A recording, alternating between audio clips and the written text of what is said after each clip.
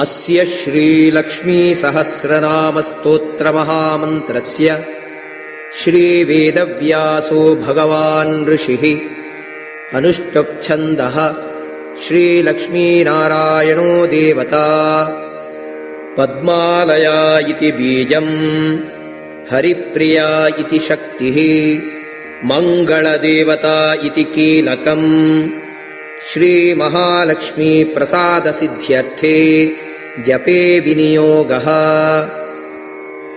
ॐ देव्यै अङ्गुष्ठाभ्यां नमः।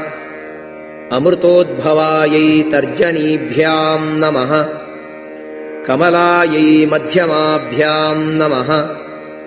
लोकसुन्दर्यै अनामिकाभ्यां नमः। विष्णुपत्न्यै कनिष्ठिकाभ्यां नमः। वैष्णव्यै करतलकरपृष्ठाभ्यां नमः। वरारोहायै ज्ञानाय हृदयाय नमः। हरिवल्लभायै ऐश्वर्याय शिरसे स्वाहा।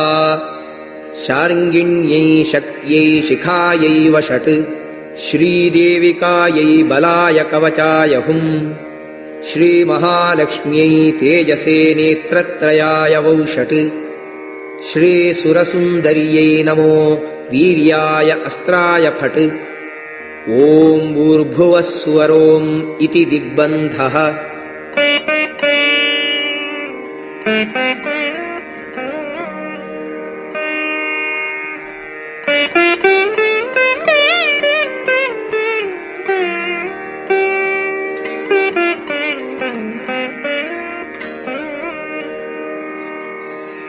लक्ष्मीं क्षीराब्धिकन्याम् त्रिभुवनजननीम् विष्णुवक्षस्थलस्थाम् पद्मां पद्मायताक्षीम् निखिलशुभकराम् पद्मिनीम् पद्महस्ता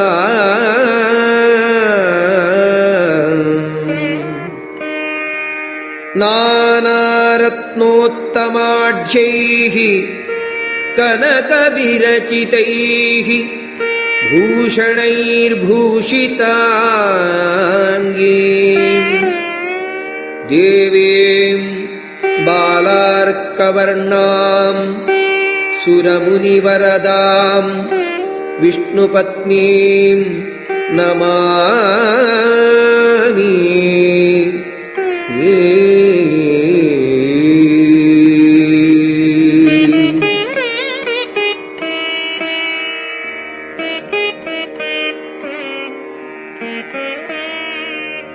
ॐ श्रियै नमः।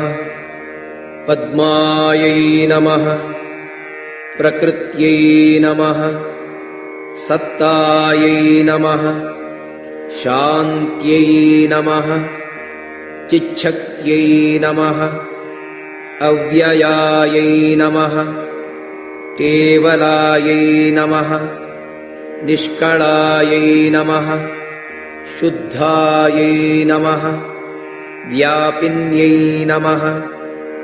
व्योमविग्रहायै नमः। व्योम्ने नमः। पद्मकृताधारायै नमः। परव्योम्ने नमः।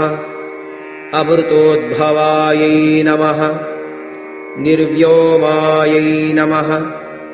व्योममध्यस्थायै नमः। पञ्चव्योमपदाश्रितायै नमः। अच्युतायै नमः।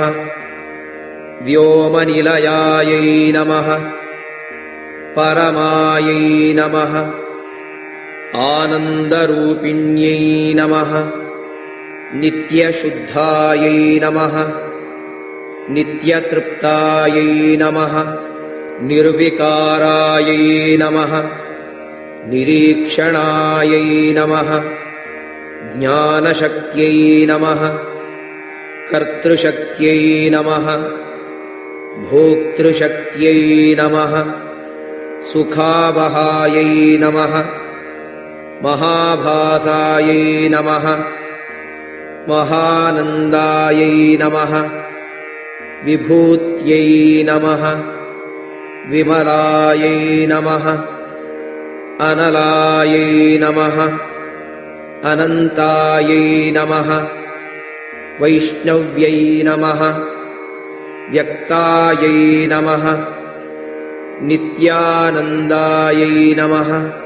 विकासिन्यै नमः सकृद्विभातायै नमः सर्वार्थायै नमः समुद्रपरिशोषिण्यै नमः सनातन्यै मूर्त्यै नमः हार्द्र्यै नमः निस्तरङ्गायै नमः निरामयायै नमः ज्ञानज्ञेयायै नमः ज्ञानगम्यायै नमः ज्ञानज्ञेयविकासिन्यै नमः तस्यै नमः शब्दशक्त्यै नमः गहनायै नमः निष्कम्पायै नमः अर्चिषे नमः सुनिर्मलायै नमः सद्रूपायै नमः सर्वगायै नमः अपारायै नमः ब्राह्मण्यै नमः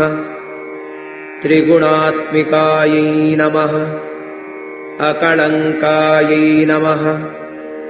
निराधारायै नमः निस्सङ्कल्पायै नमः निराश्रयायै नमः असङ्कीर्णायै नमः सुसान्द्रायै नमः अमोघायै नमः यस्यै नमः परावरायै नमः सन्ध्यायै नमः रात्र्यै नमः शुद्धविद्यायै नमः सर्वभूतमहेश्वर्यै नमः लक्ष्म्यै नमः तुष्ट्यै नमः महावीरायै नमः शान्तिदायै नमः हरिण्यै नमः वरायै नमः अनुग्राह्यायै नमः आद्यायै शक्त्यै नमः जगज्येष्ठायै नमः जगन्निधये नमः सत्यायै नमः प्रह्व्यै नमः क्रियायै नमः योगायै नमः ज्ञानायै नमः उत्कर्षिण्यै नमः शिखायै नमः सम्पूर्णायै नमः ह्लादिन्यै नमः शुद्धायै नमः ज्योतिष्मत्यै नमः अमृतावहायै नमः राजवत्यै नमः अर्कप्रतिभायै नमः वर्षिण्यै नमः भासिन्यै नमः रसायै नमः धारायै नमः विभावर्यै नमः देव्यै नमः कान्त्यै नमः शान्त्यै नमः मह्यै नमः कलायै नमः अमृतस्यन्दिन्यै नमः जीवायै नमः जनन्यै नमः घटिकायै नमः स्थितायै नमः धूम्रायै नमः कलावत्यै नमः प्राणायै नमः भासुरायै नमः अंशुमत्यै नमः जयायै नमः कलायै नमः कलङ्करहितायै नमः विशालायै नमः दीपिन्यै नमः रतायै नमः सम्बोधिन्यै नमः हारिण्यै नमः प्रभायै नमः विभवभूतिदायै नमः शिवायै नमः धृत्यै नमः मह्यै नमः वृष्ट्यै नमः विकृष्ट्यै नमः तुष्ट्यै नमः अव्ययायै नमः प्रायण्यै नमः प्राणदायै नमः प्रह्वायै नमः विश्वस्यै नमः पाण्डरवासिन्यै नमः आदिन्यै नमः वज्रनलिकायै नमः चित्रायै नमः ब्रह्माण्डवासिन्यै नमः अनन्तरूपायै नमः अनन्तस्थायै नमः सर्वदायै नमः अनन्तसम्भवायै नमः महाशक्त्यै नमः प्राणशक्त्यै नमः पूर्णायै नमः रिक्तायै नमः अमृतोद्भवायै नमः महासमूहायै नमः निखिलायै नमः इच्छाकारायै नमः अनुसारिण्यै नमः प्रत्यक्षलक्ष्म्यै नमः निकरायै नमः प्ररोहायै नमः बुद्धिगोचरायै नमः नानादेहायै नमः महावक्त्रायै नमः बहुदेहायै नमः विकासिन्यै नमः महाश्रोण्यै नमः प्रधानायै नमः न्यायवस्तुप्रकाशिन्यै नमः सर्वाभिलाषायै नमः पूर्णायै नमः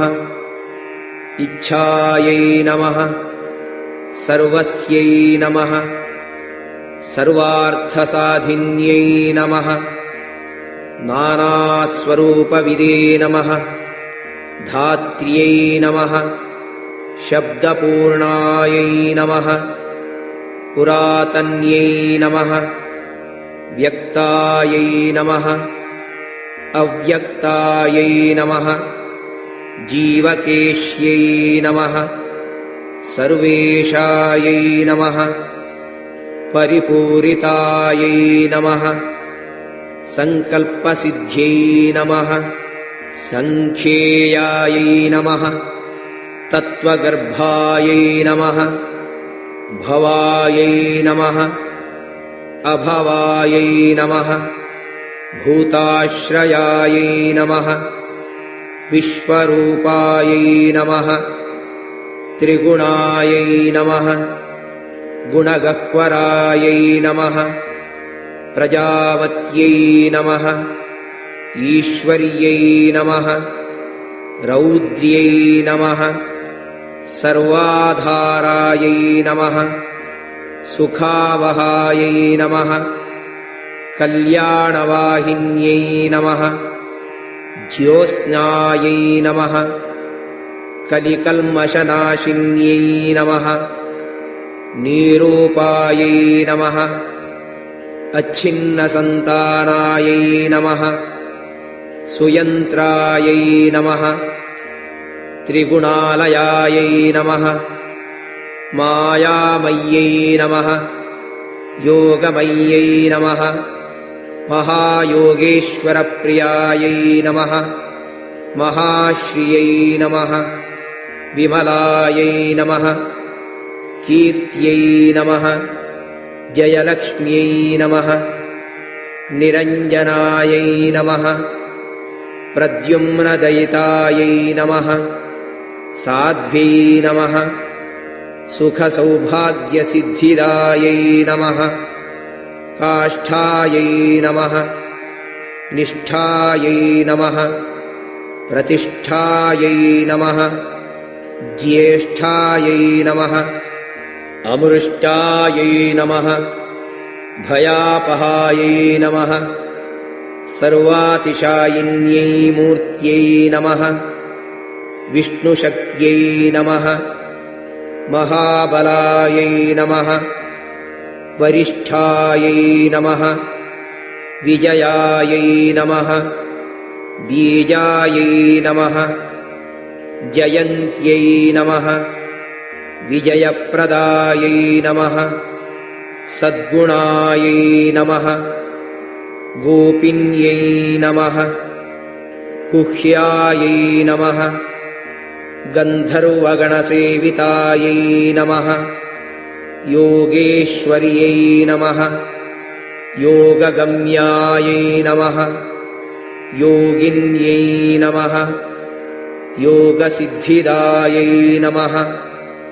महायोगायै नमः ईश्वररतायै नमः योगायै नमः योगेश्वरप्रियायै नमः ब्रह्मेन्द्रयोगिनमितायै नमः सुरासुरवरप्रदायै नमः त्रिपद्मिन्यै नमः त्रिलोकस्थायै नमः त्रिविक्रमपदोद्भवायै नमः सुतारायै नमः तरुण्यै नमः तारायै नमः दुर्गसञ्चारिण्यै नमः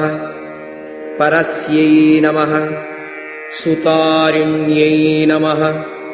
पात्रयन्त्यै नमः भूरिधारेश्वरप्रियायै नमः गुह्यविद्यायै नमः महाविद्यायै नमः यज्ञविद्यायै नमः सुशोभनायै नमः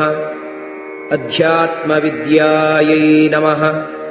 विद्येशायै नमः पद्मस्थायै नमः परमेष्ठिन्यै नमः आन्वीक्षक्यै नमः त्रय्यै नमः वार्तायै नमः दण्डनीत्र्यै नमः नयात्मिकायै नमः गौर्यै नमः वागीश्वर्यै नमः गोष्ठ्यै नमः गायत्र्यै नमः कमलोद्भवायै नमः विश्वम्भरायै नमः विश्वरूपायै नमः विश्वचक्षुप्रदायै नमः शुभायै नमः सिद्ध्यै नमः स्वाहायै नमः स्वधायै नमः शक्त्यै नमः शुद्धायै नमः सर्वार्थसाधिन्यै नमः इच्छासृष्ट्यै नमः धृत्यै नमः भूम्यै नमः कीर्त्यै नमः श्रद्धायै नमः दयायै नमः मत्यै नमः स्मृत्यै नमः मेधायै नमः धृत्यै नमः ह्रिये नमः श्रियै नमः विद्यायै नमः विबुधवन्दितायै नमः ब्रह्मस्तुतायै नमः ब्रह्मरत्यै नमः निष्कृत्यै नमः कामदुहे नमः परस्यै नमः प्रतिज्ञायै नमः सन्तत्यै नमः भूम्यै नमः धिये नमः प्रज्ञायै नमः विश्वभामिन्यै नमः स्मृत्यै नमः वाचे नमः विश्वजनन्यै नमः पश्यन्त्यै नमः मध्यमायै नमः वरायै नमः सन्ध्यायै नमः मध्यप्रभायै नमः भीमायै नमः सर्वाकारायै नमः सरस्वत्यै नमः काङ्क्षायै नमः अमायायै नमः महामायायै नमः मोहिन्यै नमः माधवप्रियायै नमः सौम्यायै नमः भोग्यायै नमः महाभोग्यायै नमः भोगिन्यै नमः भोग्यदायिन्यै नमः सुसौधायै नमः कनकप्रख्यायै नमः सुवर्णकमलासनायै नमः हिरण्यगर्भायै नमः सुश्रोण्यै नमः हरिण्यै नमः रमण्यै नमः रसायै नमः चन्द्रायै नमः हिरण्मयै नमः ज्योत्स्नायै नमः रम्यायै नमः शोभायै नमः शुभावहायै नमः त्रैलोक्यसुन्दर्यै नमः नार्यै नमः नरेश्वरवरार्चितायै नमः त्रैलोक्यमण्डनायै नमः रामायै नमः महाविभववाहिन्यै नमः सुसत्वायै नमः पद्मनिलयायै नमः पद्ममालाविभूषितायै नमः विचित्ररत्नकटकायै नमः विचित्राम्बरभूषणायै नमः विचित्रमाल्यायै नमः गन्धाढ्यायै नमः विचित्रायुधवाहिन्यै नमः नारायण्यै नमः महादेव्यै नमः वैष्णव्यै नमः वरनन्दितायै नमः कालसङ्कर्षिण्यै नमः द्योतायै नमः तत्त्वसङ्कर्षिण्यै नमः कलायै नमः जगत्सुपूरिण्यै नमः विश्वस्यै नमः महाविभवभूषणायै नमः वारुण्यै नमः वरुणायै नमः पथ्यायै नमः घण्टाकर्णायै नमः अपराजितायै नमः नृसिंह्यै नमः भैरव्यै नमः ब्राह्म्यै नमः भास्कर्यै नमः व्योमचारिण्यै नमः सुभगायै नमः चक्रहृदयायै नमः मारुतये नमः घोरकाशिन्यै नमः ऐन्द्रियै नमः कामहतायै नमः तुष्ट्यै नमः कामयोनये नमः सहप्रजायै नमः विश्वायै नमः वैश्वायै नमः विश्वशक्त्यै नमः बीजशक्त्यै नमः अदर्शनायै नमः गारुत्महृदयायै नमः चान्द्र्यै नमः श्रियै नमः घोरायै नमः पुत्रमातृकायै नमः महोग्ररूपायै नमः वाराह्यै नमः नारसिंह्यै नमः हतासुरायै नमः युगान्तहुतभुजे नमः ज्वालायै नमः कपिलायै नमः पिङ्गळायै नमः कलायै नमः त्रैलोक्यभीषणायै नमः भीमायै नमः श्यामायै नमः त्रैलोक्यमोहिन्यै नमः महोत्कटायै नमः महारक्तायै नमः महाचण्डायै नमः महासनायै नमः शङ्खिन्यै नमः लेखिन्यै नमः स्वस्थायै नमः खेचर्यै नमः खेचरेश्वर्यै नमः भद्रकाल्यै नमः एकवीरायै नमः कौमार्यै नमः भवमालिन्यै नमः कल्याण्यै नमः कामदुहे नमः ज्वालामुख्यै नमः उत्पलमालिकायै नमः बालायै नमः काङ्क्षातक्यै नमः सूर्यायै नमः हृदयायै नमः उत्पलहस्तिकायै नमः अजितायै नमः वर्षिण्यै नमः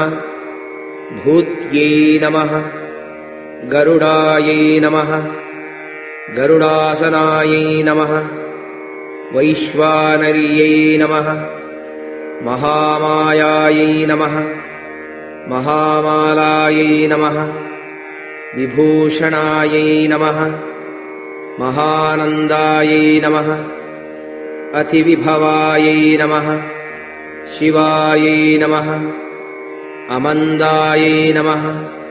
रतिप्रियायै नमः उद्गीत्यै नमः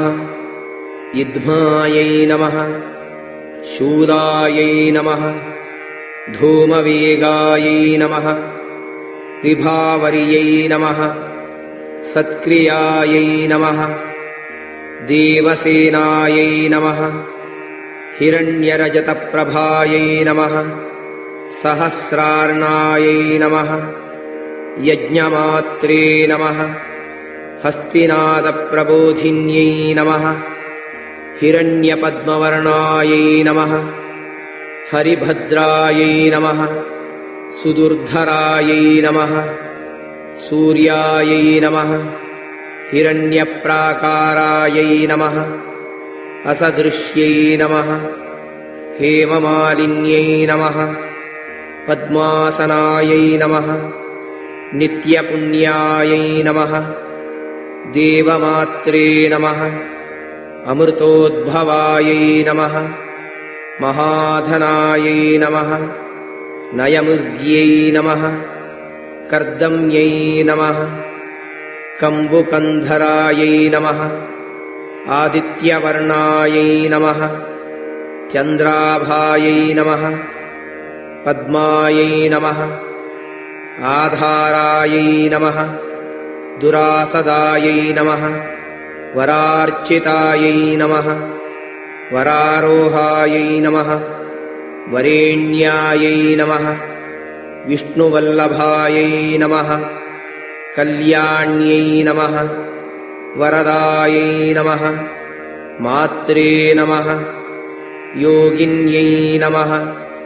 विन्ध्यवासिन्यै नमः योगनिद्रायै नमः योगरतायै नमः देविकायै नमः कामरूपिण्यै नमः कंसविद्राविण्यै नमः दुर्गायै नमः कौमार्यै नमः कौशिक्यै नमः क्षमायै नमः कात्यायन्यै नमः कालरात्र्यै नमः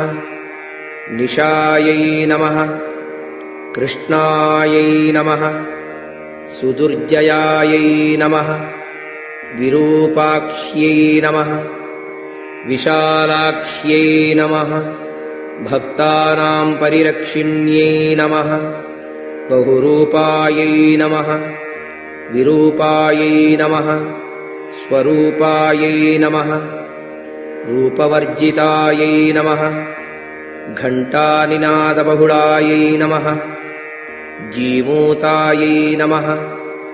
घननिस्वनायै नमः महासुरेन्द्रमथिन्यै नमः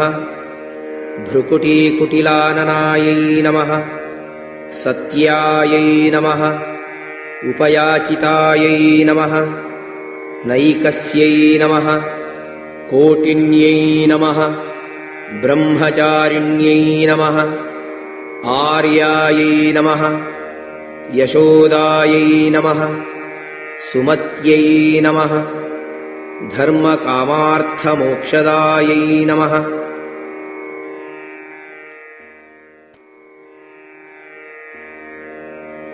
दारिद्र्यदुःखशमन्यै नमः घोरदुर्गतिनाशिन्यै नमः भक्तार्तिशमन्यै नमः भव्यायै नमः भवभङ्गापहारिण्यै नमः क्षीराब्धितनयायै नमः पद्मायै नमः कमलायै नमः धरणीधरायै नमः रुक्मिण्यै नमः रोहिण्यै नमः सीतायै नमः सत्यभामायै नमः उरुचारिण्यै नमः प्रज्ञायै नमः अपरिमितायै नमः बोधायै नमः बुद्धिमात्रे नमः यशस्विन्यै नमः समाधये नमः भावनायै नमः मैत्र्यै नमः करुणायै नमः भक्तवत्सलायै नमः अन्तर्वेद्यै नमः दक्षिणायै नमः ब्रह्मचर्यायै नमः परस्यै गत्यै नमः दीक्षायै नमः शिक्षायै नमः परीक्षायै नमः समीक्षायै नमः अवीक्षसम्भवायै नमः अम्बिकायै नमः सुरभ्यै नमः सिद्धायै नमः सिद्धविद्यायै नमः धरार्चितायै नमः सुदीप्तायै नमः लेलिहानायै नमः कराळ्यै नमः विश्वपूरितायै नमः विश्वसन्धारिण्यै नमः दीप्तायै नमः तामस्यै नमः पाण्डवप्रियायै नमः उद्भवायै नमः विरजसे नमः राज्ञै नमः तापिन्यै नमः बिन्दुमूर्तिन्यै नमः रक्षायै नमः सुधारायै नमः सुजयायै नमः सुप्रभावायै नमः सुवर्चलायै नमः हव्यगर्भायै नमः यज्ञगर्भायै नमः जुह्वत्यै नमः यज्ञसम्भवायै नमः आप्यायिन्यै नमः पावन्यै नमः दहन्यै नमः दहनप्रियायै नमः मातृकायै नमः माधव्यै नमः मुख्यायै नमः मोक्षलक्ष्म्यै नमः महर्धिदायै नमः सर्वकामप्रदायै नमः भद्रायै नमः सुभद्रायै नमः हरिमङ्गलायै नमः सुश्वेतायै नमः शुक्लवसनायै नमः शुक्लमाल्यानुलेपनायै नमः हेमाभायै नमः राजिन्यै नमः हंस्यै नमः हृद्यायै नमः हृत्कमलालयायै नमः सितातपत्रायै नमः शुश्रोण्यै नमः पद्मपत्रायतीक्ष्णायै नमः सावित्र्यै नमः सत्यसङ्कल्पायै नमः कामदायै नमः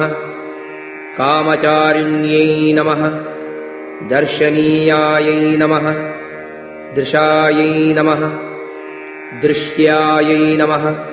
स्पृश्यायै नमः सेव्यायै नमः वराङ्गनायै नमः भोगप्रियायै नमः भोगवत्यै नमः भोगीन्द्रशयनासनायै नमः आर्द्रायै नमः पुष्करिण्यै नमः पुण्यायै नमः पावन्यै नमः पापसूदन्यै नमः श्रेयस्कर्यै नमः शुभफलायै नमः परमैश्वर्यभूतिदायै नमः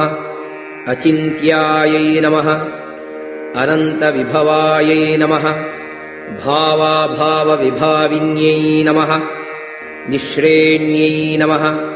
सर्वदेहस्थायै नमः सर्वभूतनमस्कृतायै नमः बालायै नमः बालाधिकायै नमः देव्यै नमः गौतमायै नमः गोकुलालयायै नमः पूषण्यै नमः पूर्णपात्रायै नमः आभायै नमः एकार्णांशायै नमः सनातन्यै नमः उद्याननगरद्वारहर्म्योपवनवासिन्यै नमः कूष्माण्डधारिण्यै नमः चण्डायै नमः किरात्यै नमः नन्दनालयायै नमः कालायन्यै नमः कालकामायै नमः भयदायै नमः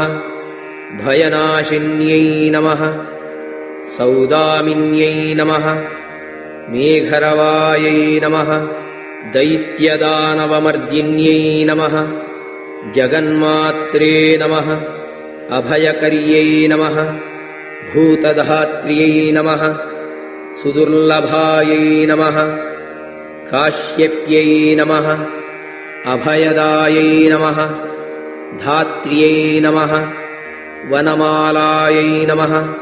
वसुन्धरायै नमः धनधान्येश्वर्यै नमः धन्यायै नमः रत्नदायै नमः पशुवर्धिन्यै नमः गन्धर्व्यै नमः रेवत्यै नमः मार्ग्यै नमः कमठ्यै नमः विपुलाननायै नमः इच्छायै नमः कान्तिकर्यै नमः कापिन्यै नमः कमलायै नमः अलयायै नमः मनोजवायै नमः कामचारायै नमः सिद्धचारणसेवितायै नमः व्योमलक्ष्म्यै नमः वायुलक्ष्म्यै नमः तेजोलक्ष्म्यै नमः समुज्ज्वलायै नमः जगत्प्रियायै नमः सिंहरवायै नमः दुर्जयायै नमः खगवाहिन्यै नमः अपूर्वायै नमः याज्ञिक्यै नमः सोमायै नमः सोमपायै नमः कुसुमालयायै नमः रसलक्ष्म्यै नमः जगद्योनये नमः गन्धलक्ष्म्यै नमः धराश्रयायै नमः श्रावण्यै नमः खगतायै नमः मैत्र्यै नमः वासन्यै नमः घ्राणचारिण्यै नमः विरञ्चिमात्रे नमः विभवायै नमः वरवाहायै नमः अजवाहिन्यै नमः वीरायै नमः विश्वेश्वर्यै नमः वन्द्यायै नमः विशोकायै नमः वसुवर्धिन्यै नमः अनिन्दितायै नमः कुण्डलिन्यै नमः नीरिण्यै नमः वनवासिन्यै नमः गान्धार्यै नमः चन्द्रनमितायै नमः सुरेन्द्रनमितायै नमः सत्यै नमः सर्वमङ्गलमाङ्गल्यायै नमः सर्वकामसमृद्धिदायै नमः सर्वानन्दायै नमः सदानन्दायै नमः सत्कीर्त्यै नमः सिद्धसेवितायै नमः सिनीवाल्यै नमः कुह्व्यै नमः राकायै नमः अनुमत्यै नमः स्तुत्यै नमः अरुन्धत्यै नमः वसवे नमः श्यामायै नमः भार्गव्यै नमः वसुदेवतायै नमः मायूर्यै नमः वज्रवेताळ्यै नमः वज्रहंसायै नमः वराननायै नमः अनघायै नमः आसारिण्यै नमः धीरायै नमः धामिन्यै नमः मणिभूषणायै नमः राजश्रियै नमः भूपसहितायै नमः ब्रह्मश्रियै नमः ब्राह्मणप्रियायै नमः जयश्रियै नमः जयदायै नमः ज्ञेयायै नमः स्वर्गश्रियै नमः सदा सद्गतये नमः पुण्यश्रियै नमः पुण्यनिलयायै नमः फलश्रियै नमः फलदायै नमः प्रियायै नमः कद्र्व्यै नमः धनायुषे नमः कपिलायै नमः सुकुमार्यै नमः सुमोहितायै नमः महेश्वर्यै नमः महामालायै नमः महामूर्त्यै नमः विशापहायै नमः रक्तरत्नावल्यै नमः भूत्यै नमः शतधाम्ने नमः तमोपहायै नमः त्रिगुणायै नमः भूषण्यै नमः रक्षायै नमः नन्दिन्यै नमः घोषवर्जितायै नमः अदित्यै नमः दित्यै नमः देव्यै नमः मृदवे नमः मन्दायै नमः मृगाङ्कनायै नमः बिल्वायै नमः नीलोत्पलरतायै नमः वृषायै नमः रत्नाकराश्रयायै नमः सुप्रभायै नमः ज्वलिन्यै नमः दीप्त्यै नमः स्मृत्यै नमः व्याधये नमः प्रभाकरायै नमः तेजोवत्यै नमः पद्मबोधायै नमः मन्दरेखायै नमः अरुणावत्यै नमः हिरण्यरजतच्छत्रायै नमः शङ्खायै नमः भद्रासनस्थितायै नमः गोमूत्रगोमयक्षीरदधिसर्पिर्जलाशयायै नमः मरीचिचीरवसनायै नमः चण्डायै नमः अचण्डायै नमः अर्कविष्टर्यै नमः सुसूक्ष्मायै नमः निर्वृत्यै नमः स्थूलायै नमः निर्वृतायै नमः रत्यै नमः मरीच्यै नमः ज्वलन्यै नमः धूम्रायै नमः हव्यवाहायै नमः हिरण्यकायै नमः कापिन्यै नमः कालिन्यै नमः शुद्ध्यै नमः शोषण्यै नमः सम्प्रबोधिन्यै नमः भास्वर्यै नमः हंसत्यै नमः तीक्ष्णायै नमः प्रचण्डायै नमः ज्वलनायै नमः उज्ज्वलायै नमः संज्ञायै नमः अप्रचण्डायै नमः दीप्तायै नमः वैष्णव्यै नमः सुमहाद्युत्यै नमः कपिलायै नमः नीलरक्तायै नमः स्वशुक्लायै नमः विस्फुलिङ्गिन्यै नमः अर्चिष्मत्यै नमः संहत्यै नमः दीर्घायै नमः धामावल्यै नमः रमायै नमः सम्पूर्णायै नमः पूरुषायै नमः संस्रव्यै नमः सुमनोहरायै नमः यशसे नमः तुष्टिकर्यै नमः मायायै नमः मानस्यै नमः हृदयोज्ज्वलायै नमः सुवर्णकरिण्यै नमः ज्येष्ठायै नमः मृतसञ्जीवकारिण्यै नमः विशल्यकरण्यै नमः शुभ्रायै नमः सन्धिन्यै नमः परमौषध्यै नमः ब्रह्मिष्ठायै नमः ब्रह्मसहितायै नमः चन्द्रिकायै नमः रत्नसम्भवायै नमः विदेहपूजितायै नमः कन्यायै नमः मायै नमः अयायै नमः विजयवाहिन्यै नमः मालिन्यै नमः मङ्गलायै नमः मान्यायै नमः मानदायै नमः मानदायिन्यै नमः विश्वेश्वर्यै नमः स्थाणुमत्यै नमः मण्डलायै नमः मण्डलेश्वर्यै नमः प्रत्यङ्गिरसे नमः सोमसुतायै नमः मनसे नमः विज्ञायै नमः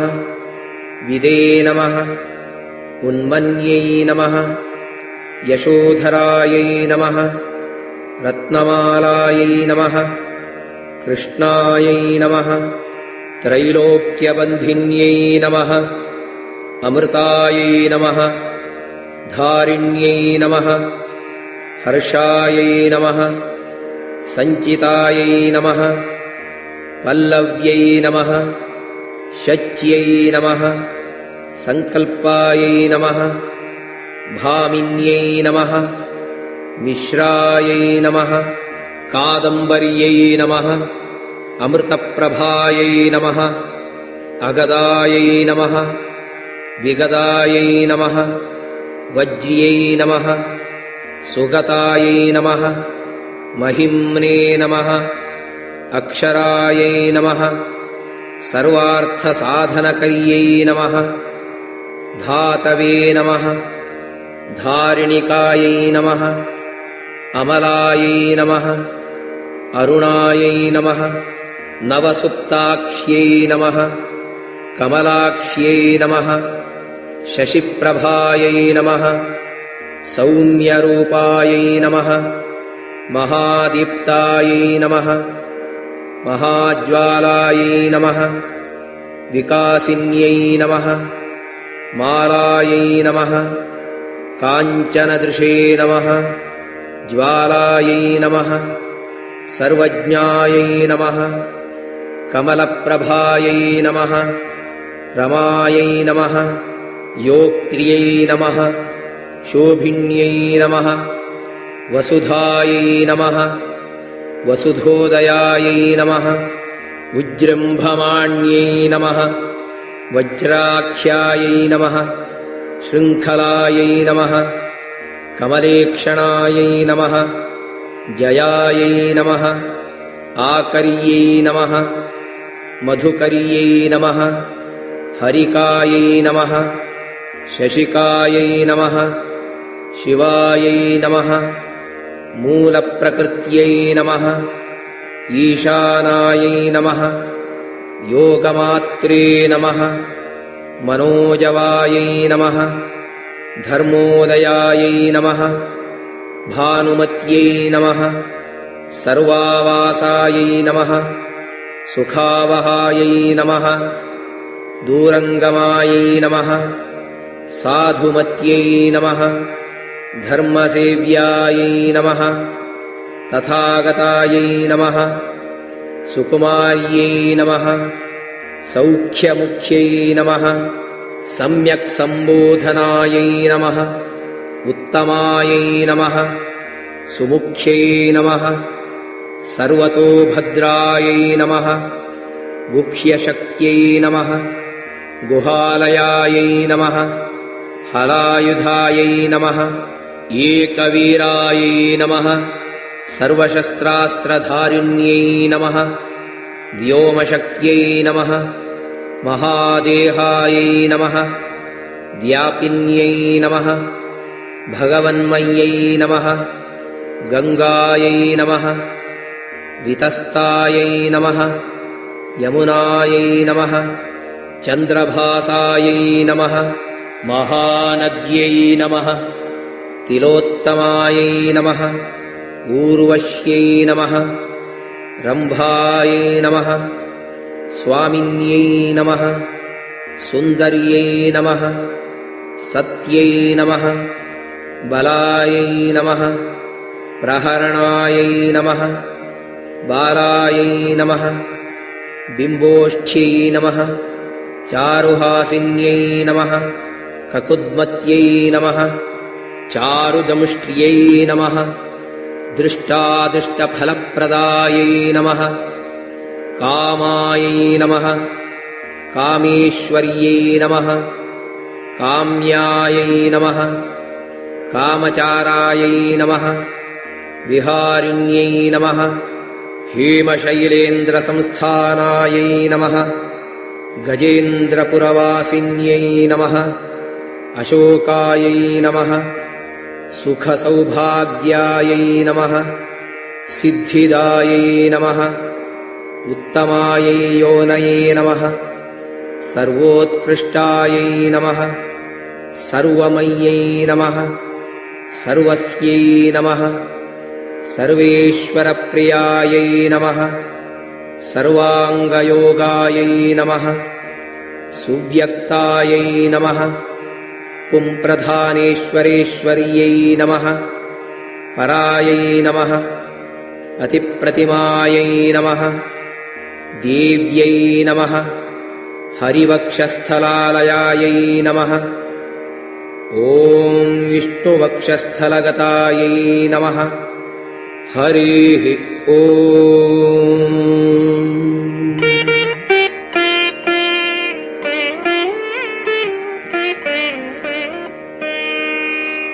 या सा पद्मासनस्था विपुलकटितटी पद्मपत्रायताक्षी गम्भीरावर्तनाभिः स्तनभरनमिता शुभ्रवस्त्रोत्तरीया लक्ष्मीः दिव्यैर्गजेन्द्रैः मणिगणखचितैः स्नापिता हेमकुम्भैः नित्यं सा पद्महस्ता वसतु मम गृहे सर्वमाङ्गल्ययुक्ता। ॐ हिरण्यवर्णायै नमः हरिण्यै नमः सुवर्णस्रजे नमः रजतस्रजे नमः चन्द्रायै नमः हिरण्मय्यै नमः लक्ष्म्यै नमः अनपगामिन्यै नमः अश्वपूर्वायै नमः रथमध्यायै नमः हस्तिनादप्रबोधिन्यै नमः श्रियै नमः मायै नमः देव्यै नमः कायै नमः सुस्मितायै नमः हिरण्यप्राकारायै नमः आर्द्रायै नमः ज्वलन्त्यै नमः तृप्तायै नमः तर्पयन्त्यै नमः पद्मे स्थितायै नमः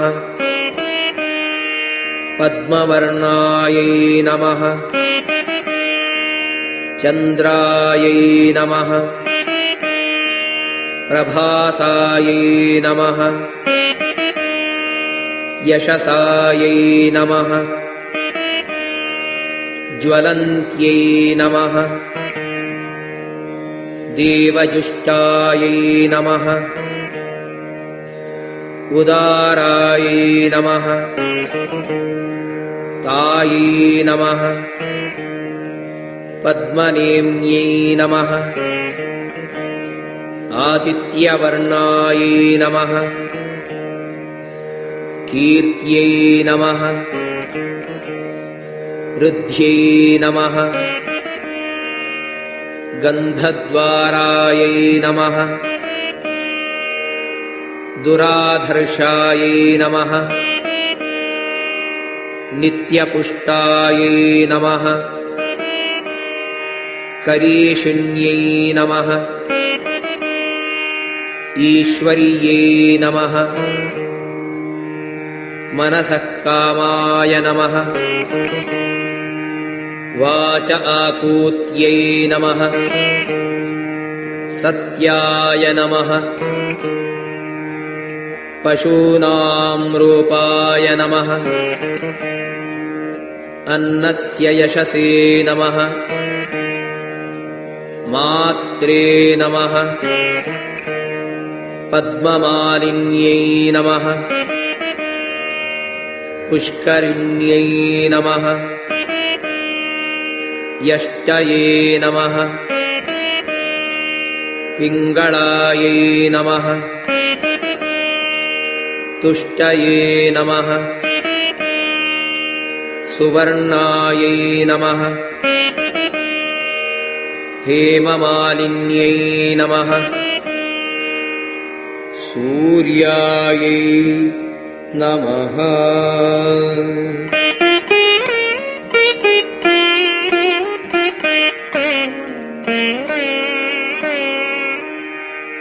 लक्ष्मीं क्षीरसमुद्रराजतनयां श्रीरङ्गधामेश्वरीं दासीभूतसमस्तदेववनितां लोकैकदीपाङ्कुरां श्रीमन्मन्दकटाक्षलब्धविभव ब्रह्मेन्द्रगङ्गाधरां त्वां त्रैलोक्यकुटुम्बिनीं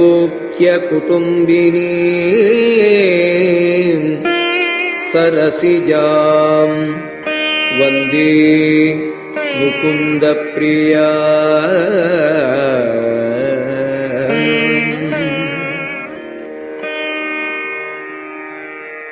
ॐ केशवाय नमः नारायणाय नमः माधवाय नमः गोविन्दाय नमः विष्णवे नमः मधुसूदनाय नमः त्रिविक्रमाय नमः वामनाय नमः श्रीधराय नमः ऋषिकेशाय नमः पद्मनाभाय नमः दामोदराय नमः। ॐ श्री नमः अमृतोद्भवायै नमः कमलायै नमः चन्द्रशोभिन्यै नमः विष्णुपत्न्यै नमः वैष्णव्यै नमः वरारोहायै नमः हरिवल्लभायै नमः शार्ङ्गिण्यै नमः देवदेविकायै नमः महालक्ष्म्यै नमः लोकसुन्दर्यै नमः सर्वाभीष्टफलप्रदायै नमः। हरिः ॐ।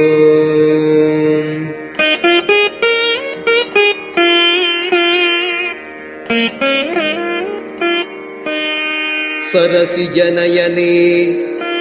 सरोजहस्ते धवळतरां शुकगन्धमाल्यशोभे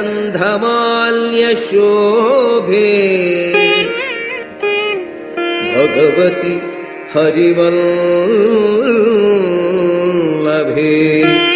मनोज्ञे त्रिविक्रममालिन्ये त्रिभुवनभूतिकरि प्रसीद मह्यम्